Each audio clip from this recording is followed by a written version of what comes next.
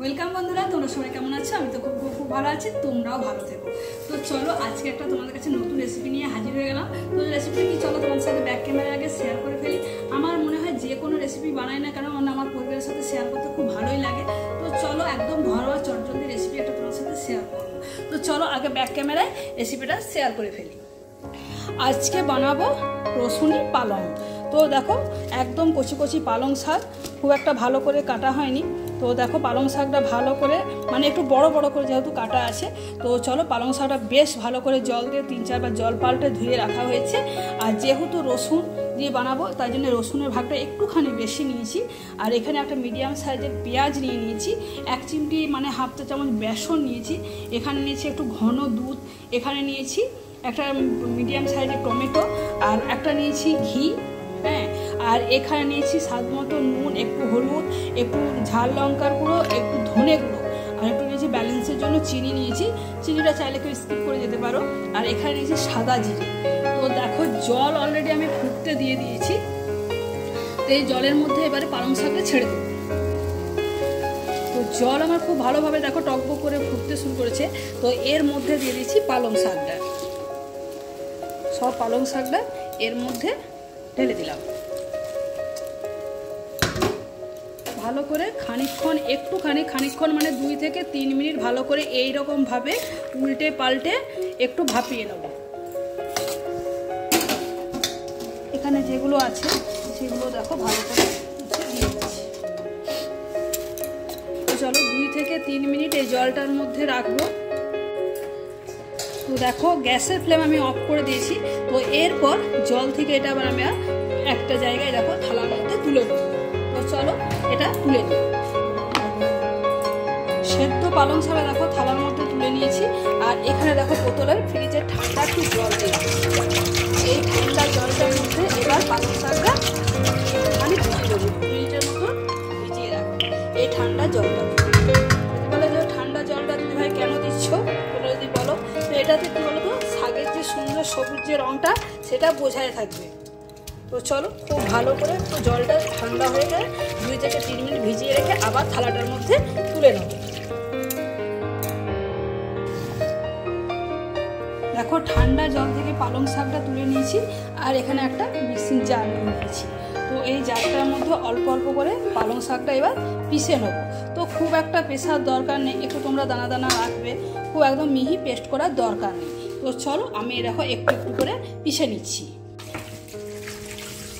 খানিকটা পালং শাক দেখো একটু দানা দানা পিষে নিয়েছি, আর খানিকটা একটু দেখো রেখে দিয়েছি। খানিকটা এরকম যদি রাখলে কি 2 রকম যদি এরকম করো খেতে খুব ভালো লাগে। আর কেউ যদি ভাবো যে না এইভাবে পিষে করবো, তোমরা এইভাবে পিষেও করতে পারো। আর কিন্তু একটু পিষতে কিন্তু হবেই, হ্যাঁ। আর খানিকটা আমি এইরকম রেখে দিলাম। তো দেখো রান্নাটা করবো তেলে, সাদা তেল দিয়ে করছি রান্নাটা। আর যেহেতু একটু রসুনি পালং করছি, তো রসুনটা একটু বেশিই নিয়েছি ওই জন্য। তো দেখো সাদা তেল দিয়ে করছি, তোমরা চাইলে সর্ষের তেল দিয়েও করতে পারো। তো এখানে একটু সাদা জিরে ফোড়ন দিয়ে দিলাম। ফোড়ন থেকে যখন আমার একটু মিষ্টি গন্ধ ছাড়বে তখন আমি এর মধ্যে খানিকটা রসুন দিয়ে দেবো। দেখো ফোড়ন থেকে আমার জিরের গন্ধ, খুব সুন্দর একটা মিষ্টি গন্ধ আসছে। তো এইখান থেকে খানিকটা রসুন নিয়ে আমি এর মধ্যে দিয়ে দিচ্ছি। আর খানিকটা রসুন আমি এখন এখানে রেখে দিচ্ছি। রসুনটা খুব ভালো করে ভেজে নেব।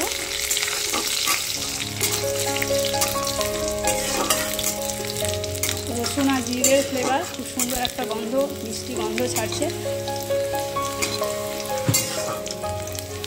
খুব সুন্দরভাবে দেখো রসুনের আমার কালার আস্তে আস্তে চেঞ্জ হয়ে আসছে নিজে দেখো। তো এর মধ্যে এইরকম যখনই হয়ে আসবে তখন এখানে 4টে কাঁচা লঙ্কা আর একটা মিডিয়াম সাইজের পেঁয়াজ। পেঁয়াজ দিয়ে খুব একটা বেশি ভাজতে হবে, ভাজার দরকার নেই, জাস্ট যে কালারটা একটু চেঞ্জ হয়ে আসবে তাহলেই ভাজতে হবে। চলো পেঁয়াজটা একটু ভেজে নিই। আর খুব অল্প তেল দিয়ে রান্নাটা করছি, তোমরা তো দেখতেই পেলে। খুব অল্প একটু তেল দিয়ে দিলাম, আর তেল দেবো না। তো চলো আস্তে আস্তে পেঁয়াজটা একটু কালার ধরে ভাজবে। দেখো পেঁয়াজটা কি সুন্দর আমি ভেজে নিলাম একটু কালার ধরে। এরপর এর মধ্যে দিয়ে দিচ্ছি আমি টমেটোটা। টমেটোটা দিয়ে খুব ভালো করে একটু নাড়াচাড়া করে নেব। খুব ভালো করে টমেটোটা একটু নাড়াচাড়া করে নেব। টমেটোটা যাতে একটু নরম হয়ে যায় তার জন্য এর মধ্যে এবার নুনটা দিয়ে দেবো। এখানে সমস্ত কিছু দিচ্ছি, দেখো ধনের গুঁড়ো, এই আর একটু দিচ্ছি লাল লঙ্কার গুঁড়ো, নুন, একটু হলুদ আর ব্যালেন্সের জন্য একটা চিনি। তো চলো এরপর খুব ভালো করে একটু সময় ধরে কষে নেবো, 2 থেকে 3 মিনিটের মতো এটা কষে নেব। তো দেখো টমেটোটা আমার নরম হয়ে এসছে, মশলাটা যাতে তলায় ধরে না যায় তার জন্য সামান্য একটু দিচ্ছি জল। মানে মশলাটা আর একটু নরম হয়ে যায়, সুন্দরভাবে একটু জল দিয়ে দিলাম আর সুন্দরভাবে আমার তেল রিলিজ করতে শুরু করে দিয়েছে। এই সময়তে একটু দিয়ে দেবো বেসন। তোমাদের হাতের কাছে যদি বেসন না থাকে তাহলে তোমরা একটু আমরা যে ঘরে যে আটা ব্যবহার করি রুটির জন্য সেই আটা দিয়ে দিতে পারো।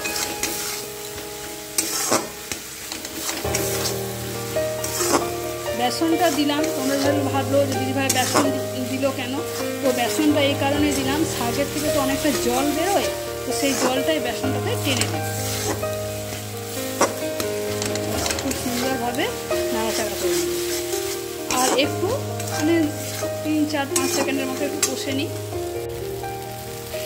তো খুব সুন্দরভাবে দেখো মশলাটা কষে নিয়েছি, সুন্দরভাবে আমার তেলও রিলিজ করতে শুরু করে দিয়েছে। এরপর আমি দিয়ে দিচ্ছি এই দেখো পালং শাকটা অ্যাড করে দিলাম, তার মধ্যে এই দেখো কাঁটাটাও দিয়ে দিলাম।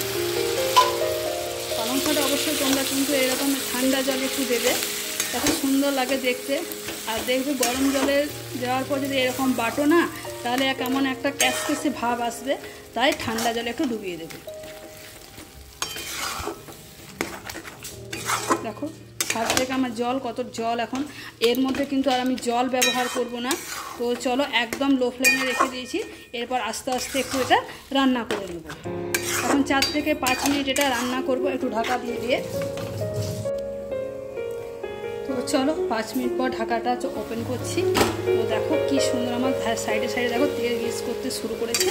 তো চলো দেখো কি সুন্দর আমার রান্নাটাও রেডি হয়ে এসছে। তো এখনও পর্যন্ত তোমরা ভেবো না যে সত্যি রান্নাটা রেডি হয়ে গেল, এখনও পর্যন্ত একটুখানি বাকি আছে। তো এর মধ্যে একটুখানি দিয়ে দিচ্ছি ঘন দুধটা, একটুখানি দিলাম ঘন দুধ। খুব ভালো করে এই সময় একটু নাড়িয়ে চাড়িয়ে নেবো, আরও 2 থেকে 3 মিনিট রান্নাটা করব। তো চলো খানিকক্ষণ বাদে আবার হাজির হলাম। দেখো রসুনি পালং আমার রেডি হয়ে গেছে, তবে রান্নাটা এখনও শেষ হয়নি। তো চলো এই থালাটার মধ্যে আগে ট্রান্সফারটা করে নিই। জল আমার শুকিয়ে গেছে, চলো এবার থালার মধ্যে ঢেলে নিচ্ছি। তো দেখো একটা তরকার প্যান এখানে বসিয়ে দিয়েছি, সামান্য একটু ঘি আর একটু সাদা তেল এখানে দিয়ে দিলাম। আর যেহেতু তোমাদের বললাম রসুনি পালং আমি ব্যবহার করছি, এখানে 2 শুকনো লঙ্কা দেবো। তো দেখো এর মধ্যে দিয়ে দিচ্ছি রসুন কুচিটা, রসুন কুচি আর 2 শুকনো লঙ্কা, এর মধ্যে বোটার সময় 2 শুকনো লঙ্কা দিয়ে দিলাম। তো চলো তারপরে খুব ভালো করে একটু নাড়াচাড়া করে নিই, রসুনটা ভাজা হয়ে যায়। দেখো রসুনটা আমি একটু লাল লাল করে ভেজে নিয়েছি, খুব সুন্দরভাবে গ্যাসের ফ্লেম আমি অফ করে দিচ্ছি। এরপরে এর মধ্যে এই ফোড়নটা ছড়িয়ে দিচ্ছি।